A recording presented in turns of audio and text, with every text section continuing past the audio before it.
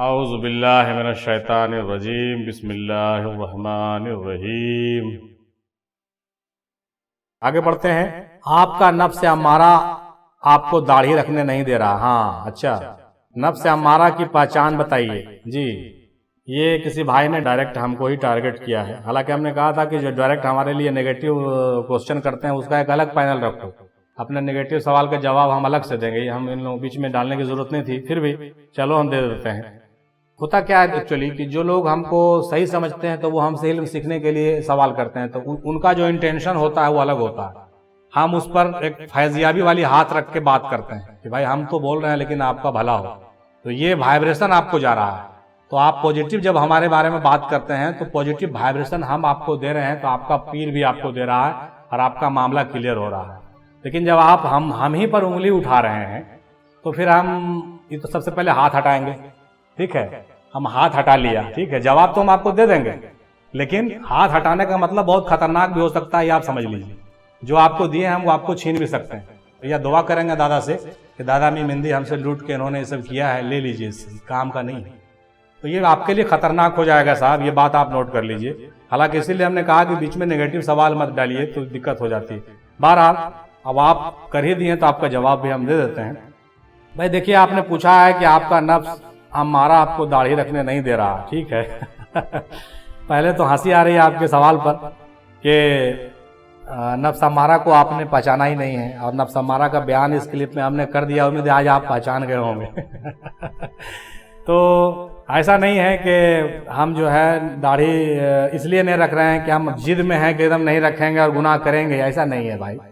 दाढ़ी नहीं रखना मेरी एक पर्सनल मजबूरी भी हो सकती है, या इसमें कुछ और मसलात भी हो सकता है, आप नहीं समझ सकते। ठीक है, बहरहाल ये मेरा जाती मामला है, ये मेरा जाती मामला है, और उसमें आपको ज़्यादा दखल देने का हक तो नहीं है। लेकिन अगर आपने पूछ भी लिया है तो जान लीजिए कि दाढ़ी दीन में दाढ़ी है, दीन में दाढ़ी है, दाढ़ी में दीन नहीं है।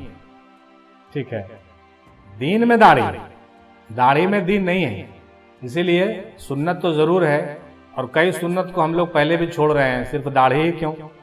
मेरा चेहरा साफ देख करके आपने दाढ़ी पर तो कमेंट कर दिया, लेकिन ये क्यों भूल गए कि दाढ़ी के अलावा भी और भी सुन्नतें हैं। अगर नहीं याद हो तो बोलिए, मैं याद दिला दूं। रसूल पाक की 11 निकाहें सुन्नत है, क्या आपसे अदा होगा? रसूल पाक की 21 जंगें लड़नी, आपसे अदा होगा?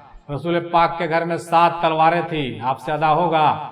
रसूल पाक के घर में जो है चिराग नहीं जलता था, कभी कभी चूल्हा नहीं जलता था घर में, कभी कभी, अदा होगा आपसे? रसूल पाक मेराज में गए थे, आप गए हैं? रसूल पाक के दांत मुबारक, दंदान मुबारक शहीद हो गए थे, आपके कितने दांत टूटे? रसूल पाक ने कितने पत्थर खाए, चोट भी खाए, आपने कितने बार पत्थर खाए, चोट खाए?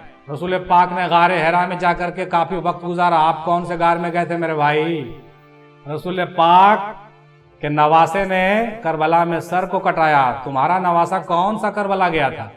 रसूल पाक के आल औलाद और उनके खानदान सादात कहलाते हैं। आज पूरे दुनिया में कोई गौस, कोई कुतुब, कोई अब्दाल, कोई कलंदर बन के घूम रहा है, पूरे दुनिया को फैजियाब कर रहा है। अपनी औलाद के बारे में बताओ, तुम्हारी औलाद कहाँ कहाँ गया, कहाँ कहाँ फैज बांट रहा है, और कौन कौन से मकाम का मालिक है? यार सबसे पहले तो तौबा करो कि बहुत सारी सुन्नत है जो तुम भी अदा नहीं कर रहे हो। ठीक है, तो सुन्नतें हम लोगों से कहाँ अदा हो रही है भाई? बहुत सी सुन्नत आप भी छोड़ रहे हैं, बहुत सी सुन्नत हमसे भी छूट रहा है। क्या कीजिएगा, हमारी सुन्नत दाढ़ी अगर छूट रही है तो क्यों परेशान आप होते हैं? हमने दादा हुजूर अपने पीर से इसकी इजाजत लेकर के ऐसा किया है। आप परेशान मत होइए, आप अपने पीर से मिलिए, आपके पीर जो कहते हैं वो करिए। ठीक है, अगर हमारे पीर ने दाढ़ी नहीं रखने का हुक्म दे दिया, इजाजत दे दिया, छूट दे दिया, तो आपका क्या जाता है? ठीक है, आपका कुछ जाता है? नहीं जाता। हो सकता है कि दाढ़ी नहीं रखने से मेरे नफ्स का तज़किया भी हो सकता है, या हो सकता है कि हम दाढ़ी नहीं रखते हैं ये सोच करके कि भाई आप मुझे देखेंगे और गाली देंगे, तो गाली देंगे तो मेरा मलामत होगा, तो मेरा नफ्स अम्मारा नहीं बल्कि मेरा सारा नफ्स जलील और रुसवा होगा, तो मुझे बहुत अच्छा लगेगा और मेरे रूह की तरक्की होगी। ये भी तो हो सकता है। आपको क्या पता है कि नफ्स की तज़किया कैसे होता है, रूह की तरक्की कैसे होती है? आपको क्या पता है मेरे भाई? आपको नहीं पता है। ठीक है, बहुत सी चीजें आपको नहीं पता है।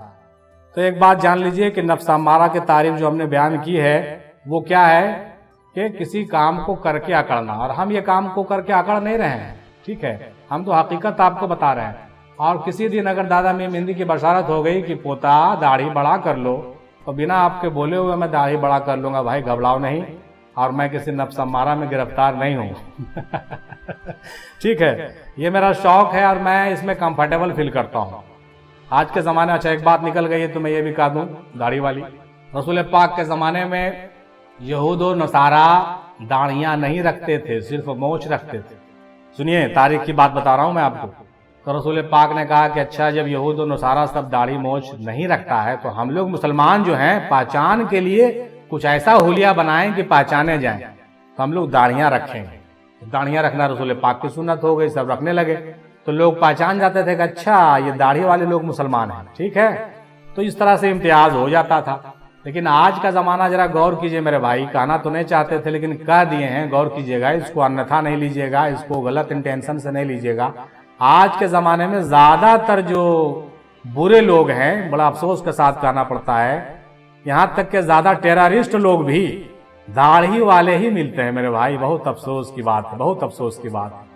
अब सोचिए कि जब इस ज़माने में वो काम दाढ़ी वाले कर रहे हैं जो यहूद और नसारा भी शर्माते हैं उसको करने में, तो वैसी सूरत में दाढ़ी मुड़ाना ही ज़्यादा बेहतर है कि नहीं, आप ही बताइए। हाय हाय हाय हाय, ये मैंने टेक्निकल बात आपको बताई है, लॉजिकल बात। अगर आपको बुरा लगा हो तो माफ़ कीजिएगा, लेकिन हमारी अपनी थिंकिंग ये है कि आज के ज़माने में, ऐसे ज़माने में जब ज़्यादातर दाढ़ी वाले लोग मकरो फरेब, धोखाधड़ी, ठगी में लगे हुए हों, तो वैसी सूरत में हम दाढ़ी मुड़ा करके सीधे साधे लोग बन करके रहना ही ज़्यादा बेहतर है, ठीक है।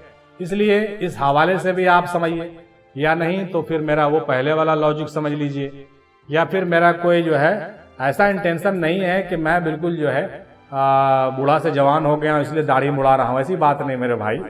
मैं जिस हाल में कंफर्टेबल फील करता हूँ मैं जीता हूँ, और आपको भी हक है।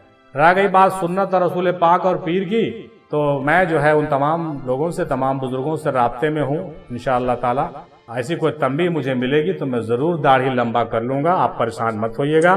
फिलहाल मुझे आज़ाद रहने दीजिए मेरे भाई, ठीक है। उम्मीद है मेरी बात आपको समझ में आ गई होगी। अना किसे कहते हैं? अना का मतलब आपका मुराद अनानियत से है। अना वो लतीफ़ा वाला अना नहीं है, बल्कि आप अना से मुराद अनानियत ले। अना का मतलब होता है मैं। अना का मतलब मैं हूँ, मैं कोई चीज हूँ, मेरे वजह से सब कुछ है। ये नफसानी सिफत का नाम है। ये फील करना कि मैं हूँ, मैं अलग से कुछ कोई चीज हूँ, अपने आप को नहीं पहचान करके अपने आप को मैं कहना, उसी को कहते हैं। जब हम कहते हैं कि मैं होना का मतलब ही होता है मैं, तो मैं को अलग से महसूस करना आना है। तो अगर आप उसको नफ्स के लिए इस्तेमाल करते हैं तो वो अनानियत है। लेकिन जब अना इंसान हो जाता है, सब फना करके जब मकाम अना में पहुंचता है, तो उसकी बात कुछ और होती है। नमरूद और फिरौन के अंदर अनानियत थी, नफ्स का आना था, तो कहता था कि मैं खुदा हूं। लेकिन मंसूर और शम्स तबरेज और बायजीद रहमतुल्लाह अलैह, इन लोग जो अना और अनल हक का जो दावा किए, सुबानी माज़मा सानी का दावा किए, ये अपने नफ्स के से नहीं किए, बल्कि ये अपने तमाम नफ्स को फना करके वो अंदर वाला अना से किए थे।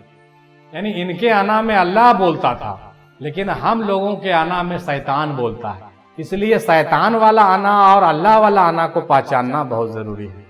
इसलिए इसको पहचान लीजिएगा तो आप अना को समझ लेंगे मेरे भाई। फिलहाल तो ज्यादा जीरा इस पर नहीं करेंगे हम। एक नया सवाल है माजरत के साथ, इबलीस को कौन सा शैतान ने आदम अलैहिस्सलाम के पुतले को सजदा करने से रोका था?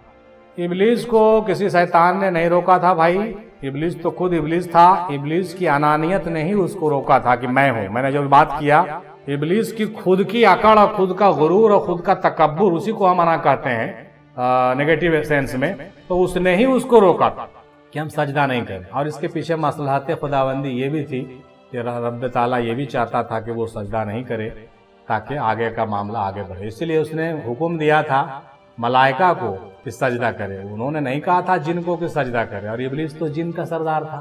तो कहने का मतलब कि यहाँ टेक्निकल बात थी, उसने कहा भी दिया और नहीं भी कहा। इसमें बहुत सारी हिकमतें मौजूद हैं। इबलीस की हकीकत में ये मौजू आपको मिलेगा, तफसील से सुनिएगा। सफ़र के महीने में चांद 13 तारीख को तरतेजी का नियाज और आखिरी बुध क्यों मनाया जाता है, इसके बारे में बताइए। भाई ये तो जनरल बात है, सब लोग जानते हैं कि इस महीने में, सफ़र के महीने में जो है बलाएँ उतरती हैं, हदीसें हैं इसके बारे में। और बाज़ जगहों पर यह भी पता चलता है कि रसूल पाक सख्त बीमार थे और इसी महीने में जो है उनको शिफा मिली थी। और इसी 4 संबे को, इस महीने के आखिरी 4 संबे को, बुध को जो है, ऐसी बातें बाज़ जगहों से मिलती हैं। ऐसे इसके बारे में तो ज़्यादा उलमा और मुफ्ती ही बताएंगे, ज़्यादा वाक़फ़ियत हमको इसके बारे में नहीं है। लेकिन रसूल पाक की तारीख़ी कुछ हवाले मौजूद हैं जिसमें रसूल पाक जो है शिफायाब हुए थे और गुस्ल वगैरह किए थे, इसीलिए 13 तारीख की अहमियत भी है। और शिफा से ताल्लुक़ इसका है, बलाओं को रद्द करने से ताल्लुक़ है। और भी कुछ बातें हैं। इसके अलावा हज़रत सकीना अलैहिस्सलातु वस्सलाम जो करबला के मैदान से होकर के जंजीर में जकड़ी हुई गई थी, तो 13 तारीख को कुतुब में ये भी आता है कि इनकी जो है वफ़ात 13 तारीख को ही हो गई थी। इसीलिए इस तारीख को बड़ा ही अब हम लोग ये मानते हैं, बड़ा अजीब दिन है। इसीलिए नज़र न्याज भी पेश करते हैं और हम जो है दुआगो होते हैं कि हम लोग जो है मुसीबतों से बचें, बलाएँ हमारे घरों पे नहीं आए, उन बुज़ुर्गों के सदक़े तुफ़ैल वसीले। बस यही सब बातें हैं जो रवायत में आ रही हैं। इन सब बातों का भी ख्याल रखना चाहिए और इंशाअल्लाह ताला उम्मीद है कि ये सारी बातें आपको समझ में आई होगी। और अल्लाह ताला से दुआ है आखिर में कि हम लोगों को जो है तमाम बलाओं से महफूज फरमाए इस 13 तेज़ी और इस सफ़र के महीने के ताल्लुक़ से, और अपने बुज़ुर्गों के सदक़े तुफ़ैल में हमें जो है अपने ख़ास बंदों में शामिल फरमाए और शिफायाब करे। दुनियावी शिफायाबी हासिल हो और उखरवी शिफायाबी भी हासिल हो, ज़ाहिरी सफ़ाई भी हासिल हो, बातिनी सफ़ाई भी हासिल हो। इन्हीं नेक दुआओं के साथ इजाज़त तलब करते हैं। इंशाअल्लाह फिर अगले सीरीज़ में मुलाकात होगी। तब तक के लिए इजाज़त दीजिए। खुदा हाफ़िज़, फ़ी अमानिल्लाह ताला। व आख़िरु दावाना अल्हम्दुलिल्लाहि रब्बिल आलमीन बिरहमतिका या अरहम अर्राहिमीन। बहक़ ला इलाहा इल्लल्लाह मुहम्मदुर रसूलुल्लाह सल्लल्लाहु तआला अलैहि वसल्लम।